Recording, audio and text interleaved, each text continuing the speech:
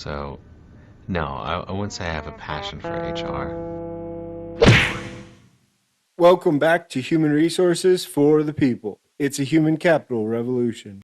So, Florida is ending automatic labor union payments, and I think that this is a really interesting situation.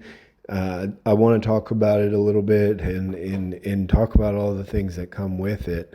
So, on Tuesday of last week, so on the 9th, Governor Ron DeSantis of Florida signed a bill banning automatic dues deductions from public employees' paychecks. It says the anti-union bill also gives the employees the right to immediately quit a union. I don't understand how this is an anti-union bill. I mean, it's banning automatic dues. Employees who want to stop paying can. So that's great. And it also gives the employees the right to immediately quit a union. So that seems like it's pro-employee. And then requires unions to recertify if the number of dues paying members drops below 60% of those eligible to join. That seems fair because it seems fair that a union would have to recertify if it doesn't have the active support of its employees, right? 60% seems a little bit high, so I suppose that could be the argument for it being anti-union. But it says if you want to join, you can, but you write a check and you hand it over. That is going to lead to more take-home pay for the teachers, which is true, I guess.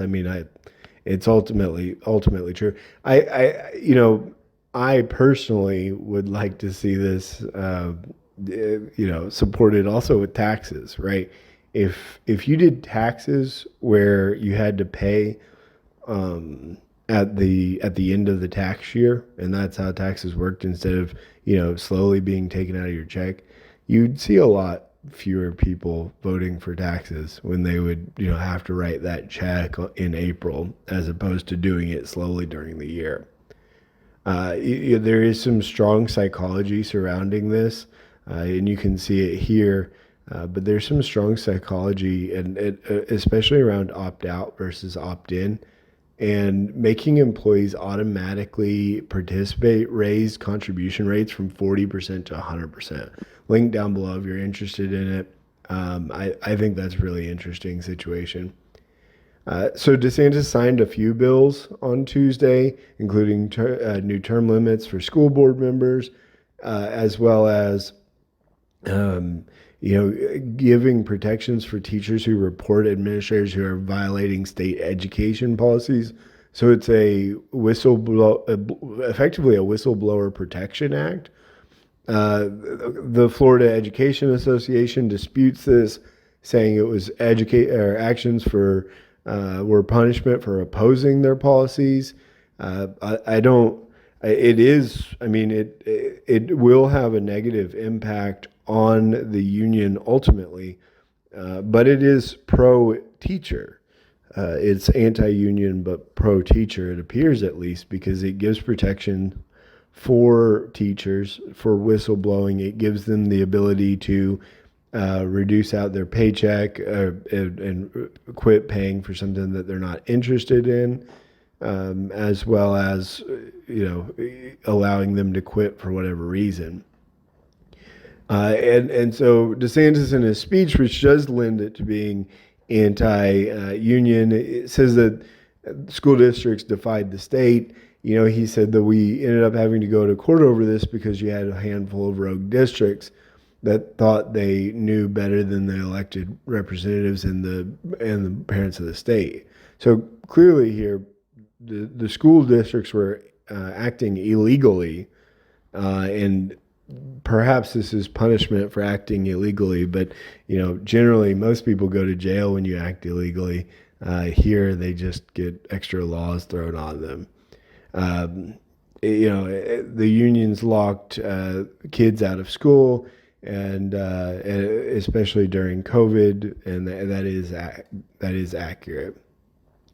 More to the point, and really not particularly relevant to unions, is that teachers will allow the new law will allow teachers to set classroom policies over phones, etc. Uh, you know, ultimately, so a couple things. My historic experience has been that the unions would deduct as a percentage out of checks going forward. So I think that that's interesting. That it, it's a complete change for me. What I'm curious about, I'm sure most union contracts have a provision that say something like, if laws change, then we will abide by the laws, and that's no problem. But generally speaking, when you're making a new policy for a union, you need to meet and confer about that policy.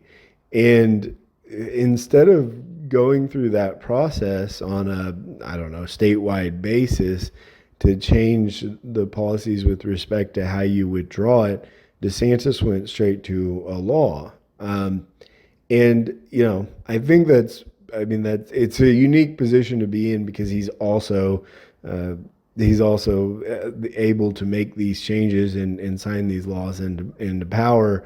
But generally speaking, an employer would have to meet and confer about that. But of course, the government doesn't have this problem.